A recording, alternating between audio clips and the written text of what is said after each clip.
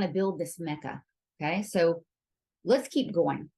Now we are going to see here that this is a preliminary flyer that they put together. You'll see right here, we care for patients of all ages. Whether it's affirming therapy, which has been shown to lead to hormones, right? Because that's what they're doing. Gender-affirming healthcare, all right? This is a part of their, look, primary healthcare, it's a part of that heading. Here we've got hormone therapy and referrals for therapy. Well, son of a gun. Okay. So now we'll see they're taking donations. They're like, oh yes, let's fund this. Let's go gangbusters, etc. Now you'll see here on the right, you've got the website. Now we look at the website here, and guess what?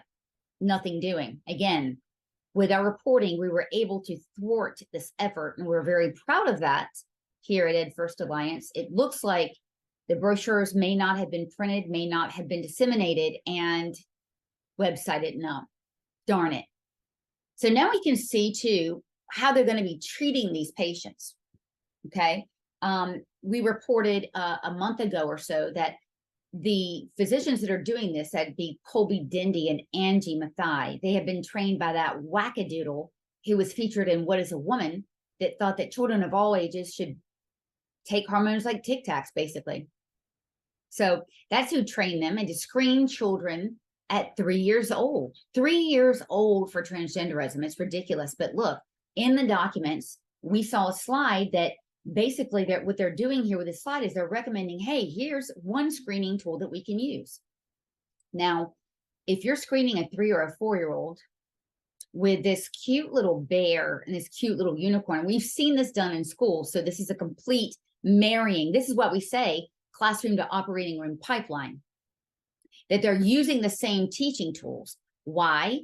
Because in schools, they're doing direct advertising to children in schools for these services. And do not let anyone tell you that they're not doing that. Okay, they're absolutely doing that.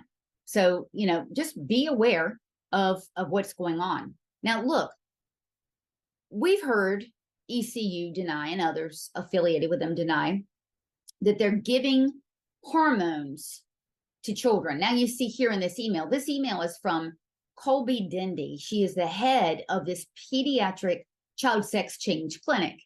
She's sitting here saying, look, we provide the hormones to pediatrics and adults, along providing an affirming and safe primary care for patients across the spectrum, blah, blah, blah, blah, blah. You see here, she's got big dreams, right? She wants to have an LGBTQ curriculum for doctors in their training. Again, should doctors pediatricians in particular, be doing extensive training on screening 3-year-olds for transgenderism? Probably not, particularly in rural North Carolina. There's not a lot of access there, right? There needs to be more focus on reaching the most amount of patients with quality health care. This is a waste of time and money, and it's extremely immoral. So again, ECU is reaching out to principals, to teachers and counselors through something called the Safe Zone training. So they're doing this Safe Zone training as really a marketing tool for the clinic. Here's how it works. They give them, they meaning ECU, and actually members of the clinical team, they're giving these 4-hour trainings where they are destigmatizing talking about sexuality with children. They are normalizing binary or non-binary, categories, etc. They are encouraging referrals to the clinic. So yeah, it's like, would we allow Pfizer to go in and do direct to consumer marketing when the consumers are children? No, we would not. And I believe this is the way they get around it. So let's look at this. So in this stack of stuff that we got, we also saw a presentation by Colby Dendy, and this went out to the rest of her team. Look what it says here.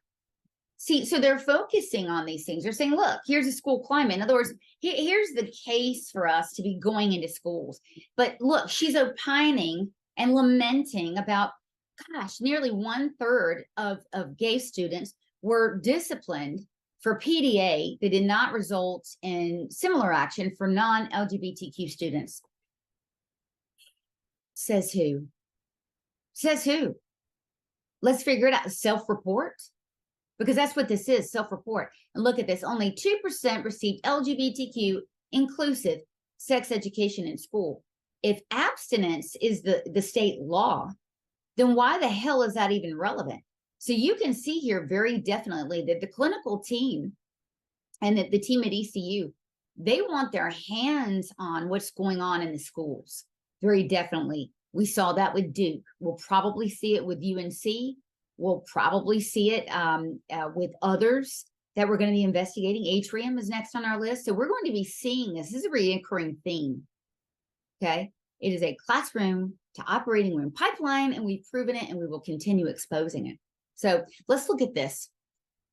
What they're looking to do is also include plastic surgery referral, not surgery on minors. That's clearly not the case. So look at this memo from February of this year. Primary care providers will support surgery with referrals. So in other words, if a patient, they're seeing a patient at 15, obviously we know that if they're being treated with blockers and hormones are going to